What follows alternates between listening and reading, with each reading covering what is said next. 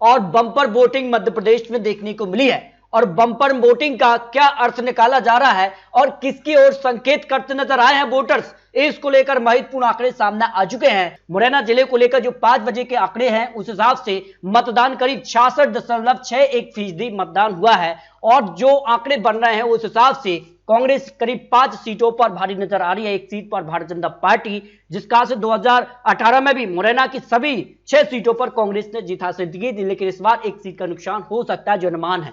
जबकि श्योपुर की 2 विधानसभा सीटों के लिए 77.33% मतदान देखने को मिला है। बंपर मतदान यहां पर देखने को मिला है और अपने अपने जीत के दावे सामने आ रहे हैं।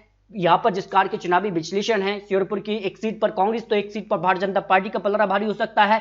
भिंड पर भी यहां पर करीब 58.41% मतदान देखने को मिला है, कम मतदान देखने को मिला है। और भिंड की अगर बात की जाए तो एक सीट पर भारतीय जनता पार्टी, जबकि 3 सीटों पर 2018 में कांग्रेस ने जीत हासिल की थी, एक सीट पर बीएसपी को भी जीत मिली थी। और इस बार भी यहां पर 2018 के आंकड़े दोहराए जा सकते हैं, जिस कार का मतदान देखने को मिला है और जिस प्रकार से यहां पर जनता का रुझान है, कहीं ना कहीं 2018 के आंकड़े की तरफ इशारा कर रहे हैं। लेकिन कई जिलों पर बड़ा उलटफेर भी देखने को मिल सकता है जो अनुमान है।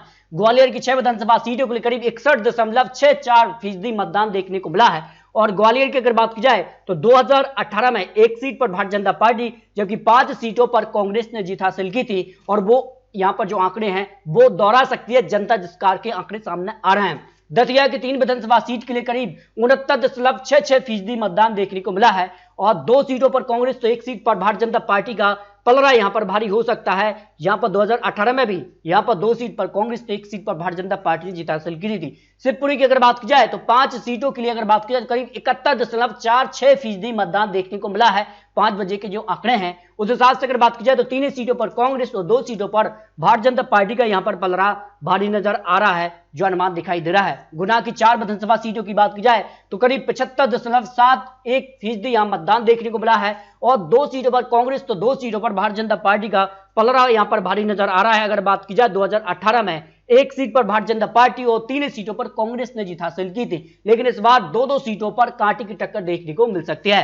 अशोकनगर की 3 विधानसभा सीटों की बात की जाए तो करीब 69.13% मतदान देखने को मिला है। उस हिसाब से कांग्रेस 2 सीट तो एक सीट पर भारतीय जनता पार्टी का पलड़ा भारी हो सकता है जो अनुमान दिखाई दे रहा है। सागर की 8 विधानसभा सीट की बात की जाए तो करीब 70.53% मतदान देखने को मिला है। उस हिसाब से 5 सीटों पर भारतीय जनता पार्टी, जबकि कांग्रेस 3 सीटों पर भारी नजर आ रही है। और अगर बात की जाए 2018 के लिए सागर को लेकर 5 सीटों पर भारतीय जनता पार्टी और 3 सीटों पर कांग्रेस ने जीत हासिल की थी। जबकि टीकमगढ़ की 4 विधानसभा सीटों की बात की जाए तो करीब यहां पर 68% मतदान देखने को मिला है। उस हिसाब से 3 सीट कांग्रेस तो एक सीट पर भारतीय जनता पार्टी का यहां पर पलड़ा भारी हो सकता है। निवाड़ी की एक सीट पर करीब 77.33% मतदान देखने को मिला है। और उस हिसाब से एक सीट पर भारतीय जनता पार्टी के पक्ष में सीट जा सकती जो अनुमान दिखाई दे रहा है। छतरपुर की 6 विधानसभा सीटों के लिए करीब 66.37% मतदान देखने को मिला है। और उस हिसाब से अगर बात की जाए तो यहां पर एक सीट भारतीय जनता पार्टी को 2018 में मिली थी और 4 सीटों पर कांग्रेस ने जीत हासिल की थी। एक सीट जो है समाजवादी पार्टी के पक्ष में रही थी, लेकिन इस बार भारतीय जनता पार्टी को 3 सीटों पर कांग्रेस और एक सीट पर अन्य भी पार्टी की टक्कर दे सकता है जो अनुमान दिखाई दे रहा है। दमोह की 4 विधानसभा सीटों की बात की जाए तो करीब 73.83% मतदान देखने को मिला है। और एक सीट कांग्रेस तो 3 सीटों पर भारतीय जनता पार्टी का यहां पर पलड़ा भारी हो सकता है जो अनुमान यहां पर दिखाई दे रहा है। 2018 में 2 सीट भारतीय जनता पार्टी और एक सीट कांग्रेस और एक सीट बीएसपी के पक्ष में रही थी, लेकिन इस बार भारतीय जनता पार्टी को एक सीट का फायदा यहां दिखाई हो सकता है। जबकि पन्ना की 3 विधानसभा सीटों के लिए करीब 71.25% मतदान देखने को मिला है। 3 सीटों में 2 सीटों पर भारतीय जनता पार्टी और एक सीट पर कांग्रेस का पलड़ा भारी नजर आया है, जिस कार के आंकड़े सामने आ रहे हैं। सतना की 7 विधानसभा सीटों के लिए करीब 66.52% मतदान देखने को मिला है।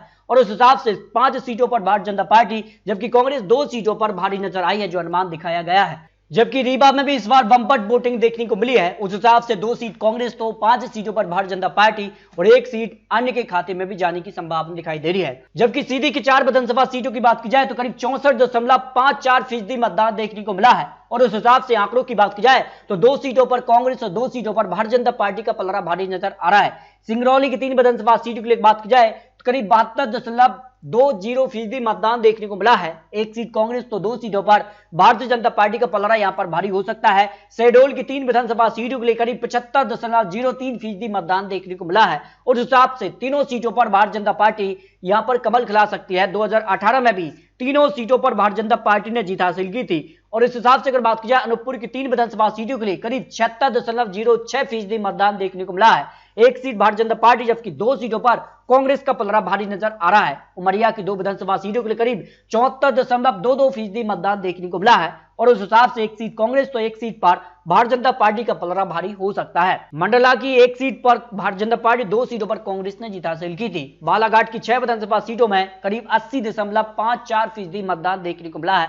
उस हिसाब से 4 सीटों पर कांग्रेस और 2 सीटों पर भारतीय जनता पार्टी यहां पर जो है जीत हासिल कर सकती है। 2018 में 2 सीट पर भारतीय जनता पार्टी, 3 सीट कांग्रेस और 1 सीट यहां पर निर्दलीय ने जीत हासिल की थी, लेकिन उसका फायदा कांग्रेस को मिल सकता है। सिवनी की 4 विधानसभा सीटों की बात की जाए तो यहां पर 80.39% मतदान देखने को मिला है और यहां पर कांटे की टक्कर देखने को मिल रही है। 2 सीट कांग्रेस तो 2 सीटों पर भारतीय जनता पार्टी कमल खिला रही है। नरसिंहपुर की 4 विधानसभा सीटों की बात की जाए तो यहां पर करीब 77.44% मतदान देखने को मिला है और उस हिसाब से यहां पर 2 सीट कांग्रेस और 2 सीटों पर भारतीय जनता पार्टी के बीच कांटे की टक्कर यहां पर देखने को मिल रही है, यानी बिल्कुल 50-50 मुकाबला दिखाई दे रहा है। जबकि छिंदवाड़ा की 7 विधानसभा सीटों में करीब यहां पर 78.85% मतदान देखने को मिला है। कांग्रेस 6 सीट तो भारतीय जनता पार्टी 1 सीट पर बढ़त बना रही है। जो अनुमान है उस हिसाब से अगर बात की जाए तो 2018 में सभी 7 सीटों पर कांग्रेस ने जीत हासिल की थी, लेकिन इस बार 1 सीट का नुकसान दिखाई दे रहा है। बैतूल की 5 विधानसभा सीटों में बात की जाए तो करीब 73.96% मतदान यहां पर हुआ है। उस हिसाब से 4 सीट कांग्रेस और 1 सीट पर भारतीय जनता पार्टी का पलड़ा भारी हो सकता है। हरदा की 2 विधानसभा सीटों के लिए करीब बात की जाए तो 74.10% मतदान देखने को मिला है। 1 सीट कांग्रेस तो 1 सीट पर भारतीय जनता पार्टी के बीच कांटे की टक्कर यहां देखने को मिल सकती है। होशंगाबाद की 4 विधानसभा सीटों की बात की जाए तो यहां पर करीब 78.65% यानी बंपर वोटिंग देखने को मिली है और 3 सीटों पर भारतीय जनता पार्टी और 1 सीट पर कांग्रेस की जीत हो सकती है, जो अनुमान दिखाई दे रहा है। 2018 की अगर बात की जाए तो 4 सीटों पर भारतीय जनता पार्टी ने जीत हासिल की थी, लेकिन इस बार 1 सीट का नुकसान दिखाई दे रहा है। रायसेन की 4 विधानसभा सीटों में बात की जाए तो यहां पर करीब 73.13% मतदान देखने को मिला है। 1 सीट कांग्रेस तो 3 सीटों पर भारतीय जनता पार्टी यहां पर जीत हासिल कर सकती है, जो अनुमान दिखाई दे रहा है। 2018 में अगर बात की जाए 2 seat Bharatiya Janata party, 2 seat पर कांग्रेस को जीत मिली थी। इस बार विदिशा की अगर बात की जाए तो 5 विधानसभा सीटों के लिए यहां करीब 76.24% मतदान देखने को मिला है।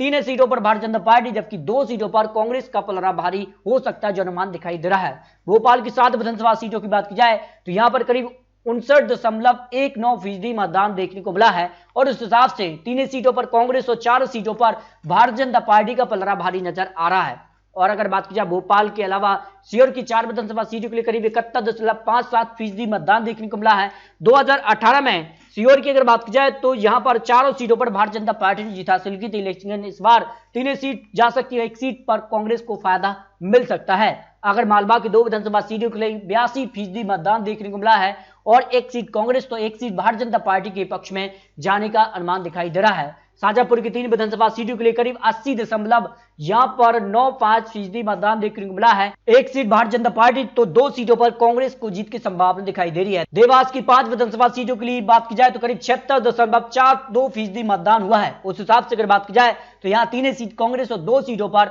भारतीय जनता पार्टी यहां पर जीत हासिल कर सकती है, जो अनुमान दिखाई दे रहा है। जबकि खंडवा की 4 विधानसभा सीटों की बात की जाए तो यहां करीब 69.99% मतदान देखने को मिला है और उस हिसाब से 2 सीट कांग्रेस तो 2 सीटों पर भारतीय जनता पार्टी के बीच कड़ी टक्कर देखने को मिल सकती है। 2018 में 3 सीटें भारतीय जनता पार्टी और 1 सीट पर कांग्रेस को जीत मिली थी, लेकिन इस बार 1 सीट का फायदा कांग्रेस को मिल सकता है।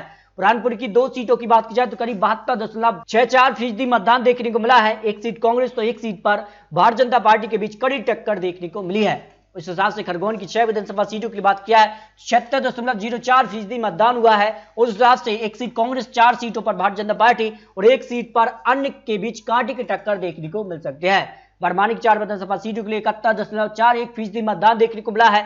3 सीटों पर भारतीय जनता पार्टी और 1 सीट पर कांग्रेस के बीच कांटे की टक्कर देखने को मिल सकती है। अलीराजपुर की 2 विधानसभा सीटों की बात किया है तो यहां पर 59.52% यहां पर मतदान देखने को मिला है। उस हिसाब से दोनों सीटों पर कांग्रेस का पलड़ा भारी नजर आ रहा है। और अगर बात की जाए 2018 में दोनों सीटों पर कांग्रेस ने अभी जीत हासिल की थी। इस हिसाब से कांग्रेस यहां पर फिर से दोनों सीटें हासिल कर सकती है। झाबुआ की 3 विधानसभा सीटों के लिए अगर बात की जाए तो करीब 73.10% मतदान देखने को मिला है। तीनों सीटों पर कांग्रेस को जीत की संभावना हो सकती है। 2018 में एक सीट भारतीय जनता पार्टी, 2 सीटों पर कांग्रेस ने जीत हासिल की थी, लेकिन इस बार एक सीट का फायदा कांग्रेस को मिल सकता है।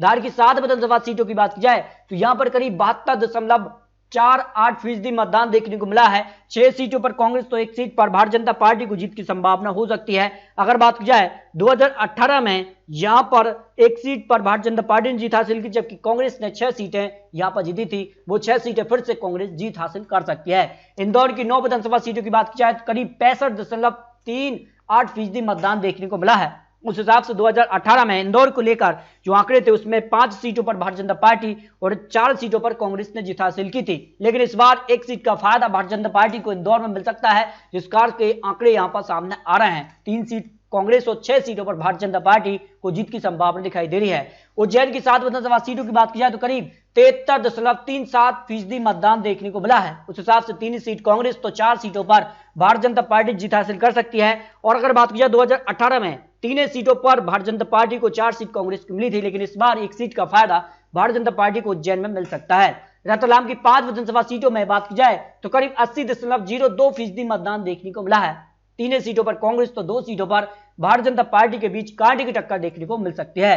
राजगढ़ की 5 विधानसभा सीटों के लिए मतदान करीब 81.85% मतदान देखने को मिला है। 2 सीट कांग्रेस तो 3 सीटों पर भारतीय जनता पार्टी का पलड़ा भारी नजर आ रहा है। मंदसौर की 4 विधानसभा सीटों की बात की जाए तो 2 सीटों पर कांग्रेस और 2 सीटों पर भारतीय जनता पार्टी के बीच कांटे की टक्कर यहां देखने को मिल सकती है। नीमच की 3 विधानसभा सीटों के लिए करीब 81.95% मतदान देखने को मिला है। कांग्रेस को 1 सीट और भारतीय जनता पार्टी को 2 विधानसभा सीटें जीतने का अनुमान दिखाई दे रहा है। तो इस तरह से मध्य प्रदेश को लेकर सभी 52 जिलों के कुछ महत्वपूर्ण आंकड़े आपको दिखाए हैं, जिसका से यहां पर मतदान प्रतिशत हुआ है उसके हिसाब से, और जिसका से 2018 में जो नतीजे थे उस तर्ज के आधार पर, जिसका से वर्तमान यहां पर उम्मीदवार चुनावी मैदान में थे, जनता ने इन बड़े नेताओं के किस्मत का फैसला ईवीएम में तय कर दिया है। लेकिन जो अनुमान है उस हिसाब से करीब यहां पर 108 से लेकर 125 सीटों पर कांग्रेस, तो 100 से लेकर 118 सीटों पर भारतीय जनता पार्टी और 3 से 5 विधानसभा सीटों पर अन्य का पलड़ा भारी हो सकता है, जिसका से माना जा रहा है कि कहीं ना कहीं